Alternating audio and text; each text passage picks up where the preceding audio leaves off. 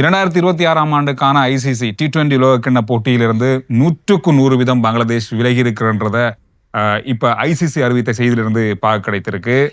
Scotland அணியை மாற்று அணியாக அவர்கள் அறிவித்து விட்டார்கள். அந்த குழுவில் விளையாட போகின்ற அணியாக ஸ்காட்லாந்து அணி அமைய போகிறது தரப்படுத்தல்களின் அவர்கள் அடிப்படையில் பங்களாதேஷ் வெளியேற்றத்துக்கு பின்னர் அவர்கள் அணியில் இணைக்கப்பட்டிருக்கின்றார்கள். அதே குழுவிற்கு அப்படியே வந்திருக்கு. அதே இடத்துக்கு அப்படியே மாற்றப்பட்டிருக்கிறது. எனவே புதிதாக ஒரு அணி ஒரு உலக கிண்ணத்துக்குள்ள நுழைந்திருக்கு. நல்ல ஒரு விஷயம் தான் இது உண்மையில சொல்லலாம். ஒரு நல்ல ஒரு வாய்ப்பு, நல்ல ஒரு விஷயம் தான். ஸ்காட்லாந்து அணிக்கு வாழ்த்துக்கள்.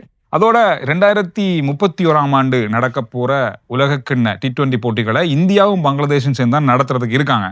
இந்த ஒரு சலசலப்பு, இந்த ஒரு பிரச்சனையால இந்த இந்தியாவுக்கும் பங்களாதேஷுக்கும் இடையில இந்த சம்பவமானது அதையும் பாதிக்குமோ அப்படின்ற மாதிரி இப்ப சொல்லப்படுது. அவர்களிடமிருந்து பறிக்கப்பட்டு இலங்கைக்கு கை அளிக்கப்படுவதற்கான வாய்ப்புகள் ஹோஸ்டாக இணைந்து நடத்துகின்ற ஒரு நாடாக இருக்க போவதாக தெரிவிக்கப்படுகின்றது. அதே போன்று சந்துரு, வீரர்கள் விருப்பமாக இருந்த போதும் முற்றுமுழுதாக பங்களாதேஷ் கிரிக்கெட் கட்டுப்பாடு சபைக்கு ஒரு விருப்பம் இருந்தாலும் பங்களாதேஷ் அரசாங்கம் தான் இதில் விடாப்பிடியாக இருந்திருக்கின்றது இந்தியாவிற்கு செல்ல முடியாது என்பதில். எனவே வீரர்களும் இந்த முடிவின் மூலமாக இப்போது கவலை அடைந்திருக்கின்றார்கள், அதிர்ச்சி அடைந்திருக்கின்றார்கள் என்று தெரிய வருது. நீங்க என்ன நினைக்கிறீங்க பங்களாதேஷ் அணி எடுத்த இந்த முடிவு பற்றி அப்படின்றத கருத்துக்கள்ல சொல்லுங்க.